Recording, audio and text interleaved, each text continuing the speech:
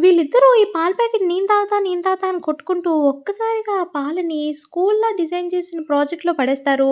అందులో నుంచి మెరుపులొచ్చి ఒక్కసారిగా బయటంతా కూడా ఉరుములు ఉరుముతూ ఉంటాయి. ఏంటి చాలా రోజుల తర్వాత వర్షం పడుతుందని చెప్పి వీళ్ళిద్దరూ బయటికెళ్తారు. అందరూ గిన్నెలు పట్టుకొని ఆ వర్షాన్ని పట్టుకుంటూ ఉంటారు. ఇంతలోపు ఈ అమ్మాయి టేస్ట్ చేసి ఇవి నీరు కాదు మనం తాగాం కదా! ఇందాక మిల్క్ ప్యాకెట్ అదే అని చెప్తూ ఉంటుంది. ఏంటి నిజంగానే పాలా అని చెప్పి ఆ అబ్బాయి కూడా టేస్ట్ చేస్తాడు. అప్పుడే వాళ్ళిద్దరికీ అర్థమవుతుంది. వాళ్ళు కొట్టుకుంటూ ఆ పాలని అందులో పడేయడం వల్ల అవి నిజంగానే బయటకొచ్చాయేమో అని చెప్పి టెస్ట్ చేయడానికి ఆ పాలను గిన్నెతో పట్టుకెళ్ళి మళ్ళీ ఆ స్కూల్ బొమ్మలో వేస్తూ ఉంటారు. ఆ అమ్మాయి వేసి ఒకసారి చూద్దాము అనేసరికి బయట వర్షం ఇంకా జోరుగా పడుతుంది. అప్పుడే వాళ్ళిద్దరికీ అర్థమవుతుంది. మనం ఈ స్కూల్ బొమ్మలో వేసేదంతా కూడా స్కూల్ బయట నిజంగానే వస్తుంది అని చెప్పి మళ్ళా ఏస్తారు. ఎందుకంటే వీళ్ళ ఊర్లో అసలు వర్షాలు పడి చాలా సంవత్సరాలవుతుంది. దానివల్ల వీళ్ళు పంటలు కూడా పండించుకోలేక నీరుకి, తిండికి చాలా ఇబ్బంది పడుతూ ఉంటారు. ఒకరోజు స్కూల్‌లో లంచ్ అవుతున్న టైంలో ఒక అబ్బాయి బన్ ముక్క తింటాడు. అప్పుడే ఈ అమ్మాయికి ఐడియా వస్తుంది.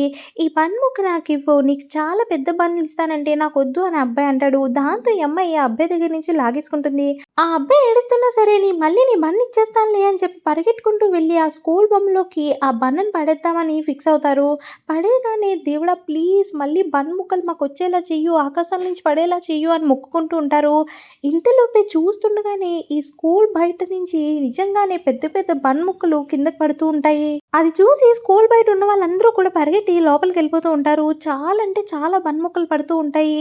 అక్కడున్న ఆయమ్మ అది తిని చూస్తుంది. తిని ఇది నిజంగానే బ్రెడ్ ముక్కే మీరందరూ తినొచ్చు అని చెప్పి అంటూ ఉంటుంది. దాంతో అక్కడున్న వాళ్ళందరూ కూడా చాలా సంతోషపడిపోతారు. ఎందుకంటే ఇప్పటిదాకా తిండి కోసం మనం చాలా ఇబ్బందులు పడ్డామని చెప్పి అందరికీ బన్ ముక్కలు కోసి వీళ్ళందరి పిల్లలకి ఇస్తుంది. అది చూసి సంతోషపడి పిల్లలు యాపిల్లు అలాగే బనానాలు వాళ్ళ దగ్గరున్న ఫ్రూట్స్ అన్నీ కూడా వేస్తారు. ఆ ఇద్దరు పిల్లలు అలా ఎయడం వల్ల అందరికీ కూడా ఫ్రూట్స్ ఒస్తాయి. ఆ తర్వాత రోజు నుంచి వాళ్ళకి పాలకి, నీళ్ళకి, అలాగే పళ్ళకి, తిండికి, ఆహారానికి మొత్తానికి కొరత లేదు. అప్పుడే ఇక్కడికి ఈ వ్యక్తొస్తాడు. ఈ వ్యక్తొచ్చి మీ దగ్గరున్న ఆహారం అన్నీ కూడా నాకిచ్చేయండి అని చెప్పి అంటూ ఉంటాడు. మాకిప్పటిదాకా తినడానికి తిండి లేదు, నీరు లేదు. అలాగే నువ్వొచ్చి మొత్తం లాగేసుకుంటానంటే ఎలా ఊరుకుంటావు అని చెప్పి అక్కడున్న వాళ్ళందరూ కూడా అంటారు. అప్పుడు ఆ వ్యక్తి వాళ్ళ మనుషుల చేత మొత్తం అక్కడున్న సామాన్లన్నీ కూడా తీసుకొచ్చేస్తారు. తినే పదార్థాలన్నీ కూడా తీసుకొచ్చేస్తారు.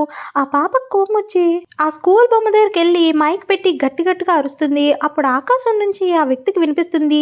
"ఇక్కడి నుంచి వెళ్ళిపో లేకపోతే నీ పని చూస్తాను" అని చెప్పి వినిపిస్తుంది. దాంతో అక్కడున్న వాళ్ళంతా కూడా భయపడిపోతారు.